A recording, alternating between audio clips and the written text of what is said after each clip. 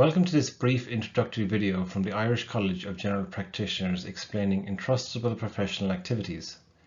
This video, along with other sources of information such as additional videos in this series and ICGP documentation available at icgp.ie/EPA,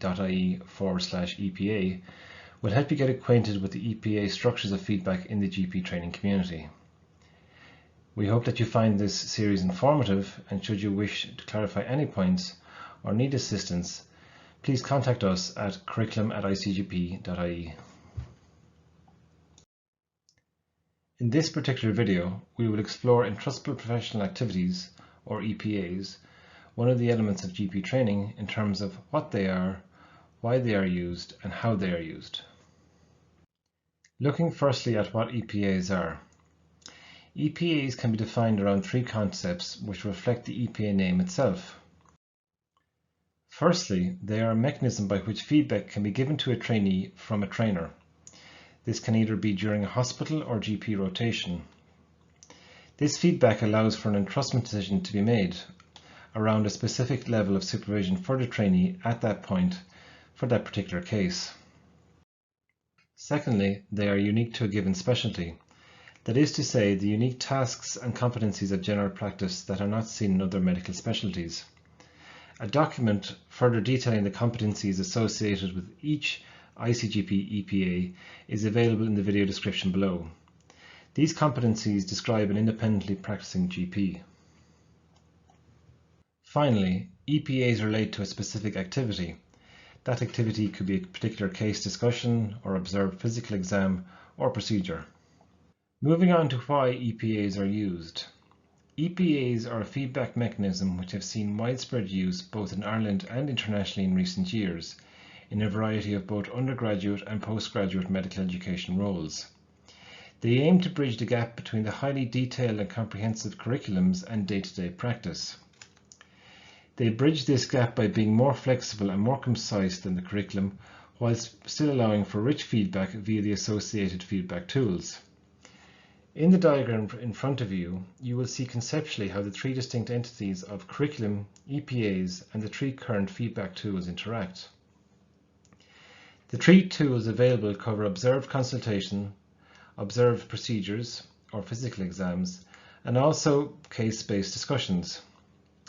When starting off, you might find it easier to use the case-based discussion tool, but in time, to build a rich overall picture, the other tools are also available.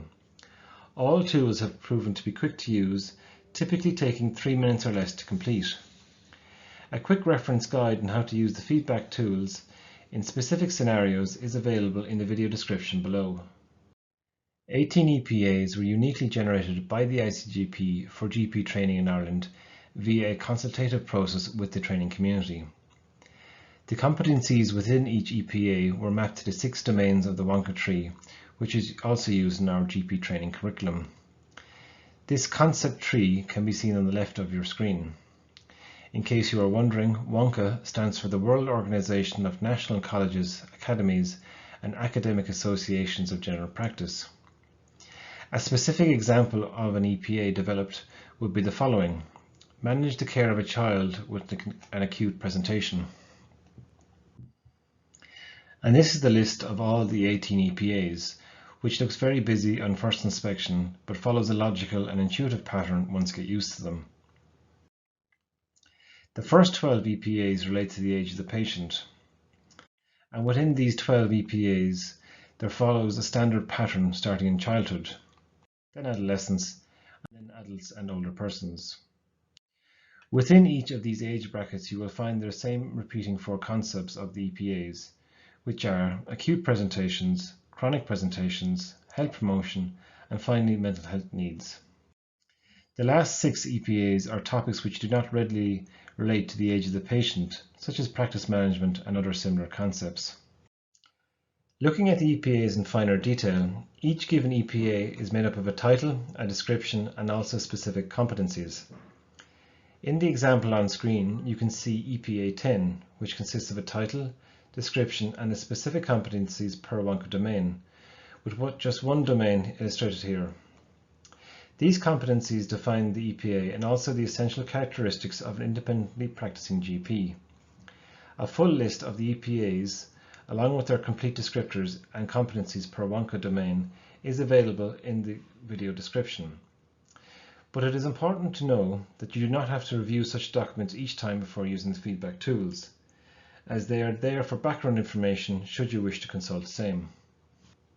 Repeated and frequent use of the feedback tools with their associated EPAs will help build a rich picture of a trainee's trajectory.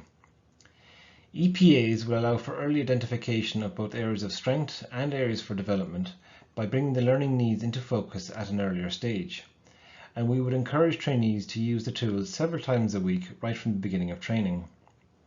This proactive style of learning will equip trainees with a skill set for a journey of lifelong learning, both as a GP trainee and beyond. We hope that you found this video informative. Further videos in this series are available via the links on screen and in the description below. And please feel free to contact us at curriculum@icgp.ie at any time, or visit us at icgp.ie/EPA.